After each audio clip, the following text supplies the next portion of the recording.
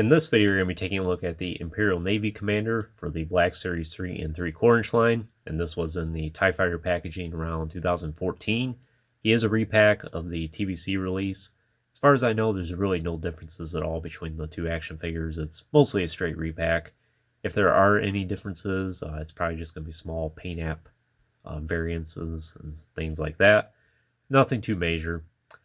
But I ended up getting this guy at GameStop. I was passing through Virginia at the time in 2016, and they had a whole bunch of the Navy Commander here, a whole bunch of the Hoth Lukes, and I know there was a few others as well, like the Mosat Benid action figure, who was originally Jabba the Hutt.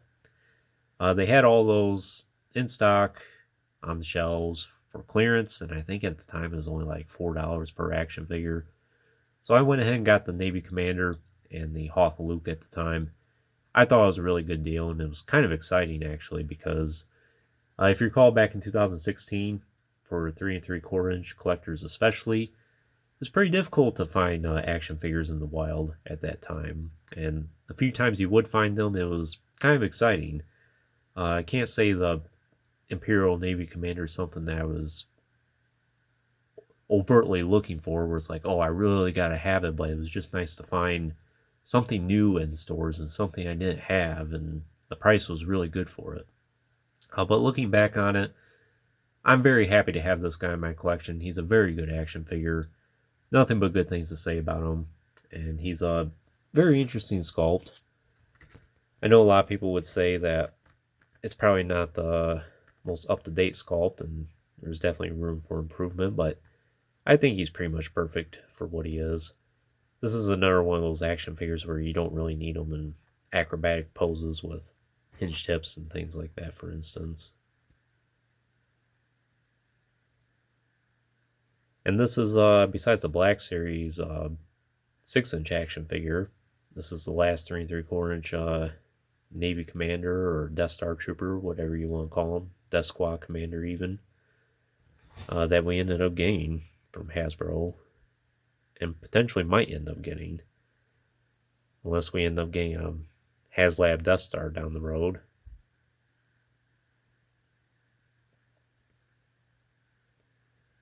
terms of the sculpt, I think it's really good. He's a little bit smaller compared to this Saga Legends / 30th anniversary action figure here.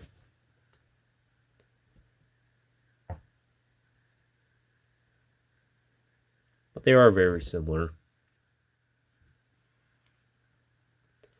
In fact, one thing I really do want to try here real quick is to see how the helmets line up, if they're similar or not, or at least the same size. And it's really hard to tell, but I think the Navy Commander's the newer one. It's a little bit smaller. Let's see how this one fits on him. And you know, it kind of does fit on his head. The strap doesn't really want to fit around his chin, but it's not the worst fit in the world. And I'm sure this one won't be, yeah. I can tell already that one won't fit as well.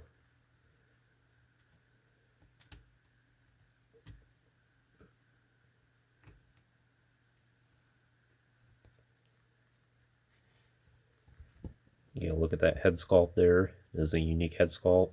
Every one of the Navy Commander releases, TVC or Black Series, did have this head sculpt, so if you want to get an army of these guys, you're going to have a bunch of clones.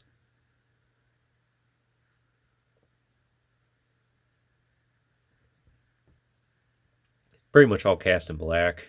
It's a little bit of a glossy black. It does have the emblem on his shoulder, just on this side, and I think that might be a misprint of the Republic symbol, actually.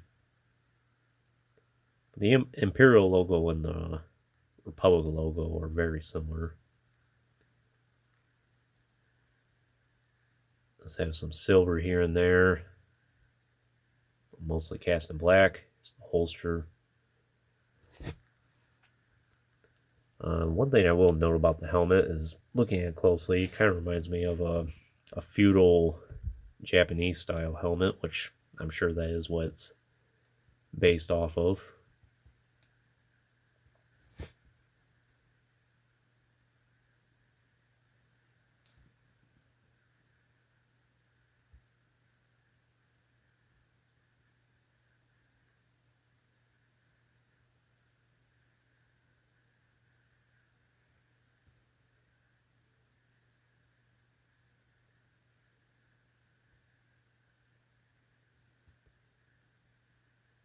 In terms of articulation, I think he's really good. He does have ball joint the head and hinged shoulders, which similar to his previous sculpt.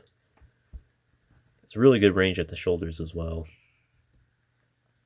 And hinged elbows, which go about 90. And swivel gauntlets or forearms. Swivel waist and swivel hips. And hinged knees and hinged ankles. Yeah. A lot of the joints on this are really well hidden, especially at the knees here and the ankles, for instance. In terms of accessories, besides its helmet, came with, unusually, a Rebel Trooper blaster, which did have some nice paint on it, with the silver here. And it does fit securely in his holster.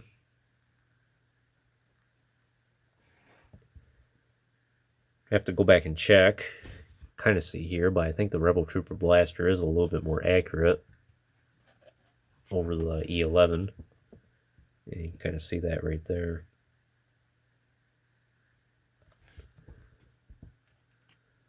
But besides the helmet and the blaster, those were his only accessories.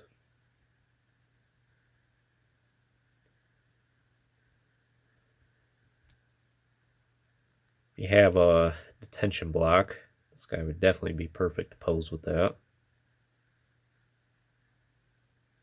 Okay, I'm standing at parade rest there.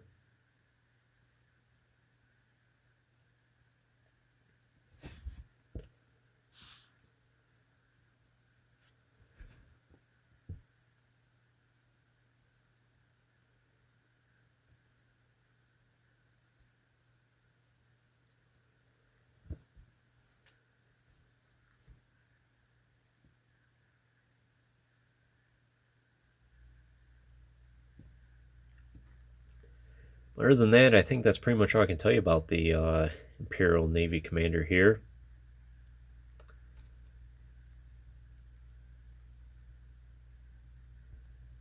But would I recommend him for your collection? I definitely would, especially if you're a fan of Imperials, Death Star, anything of that sorts, or if you just want some more variety for your collection.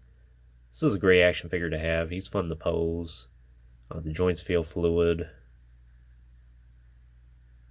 The blaster pistol here fits like a glove inside of his holster. I appreciate things like that. It's nice when you get an action figure that really works. And I'm a big fan of these guys. I wouldn't mind getting a few more. It'd just be nice to have a few different varieties of head sculpts. I do distinctively recall seeing this guy peg warm heavily back in the TVC days. One time I went to a Toys R Us and they had a complete few pegs of this guy, and that was pretty much the only action figure they had. And I distinctively recall even having it in hand and thought, perhaps I'll get it, but then I went ahead and put it back. And of course, fast forward to about 2016, finally got this guy.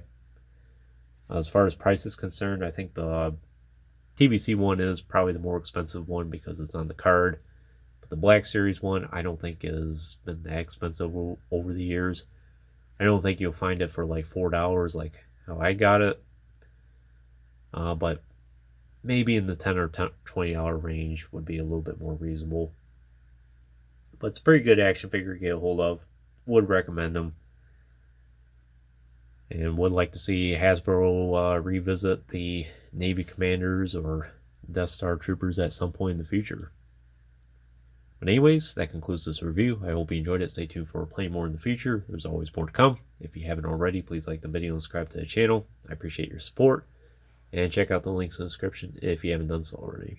And as always, thanks for watching.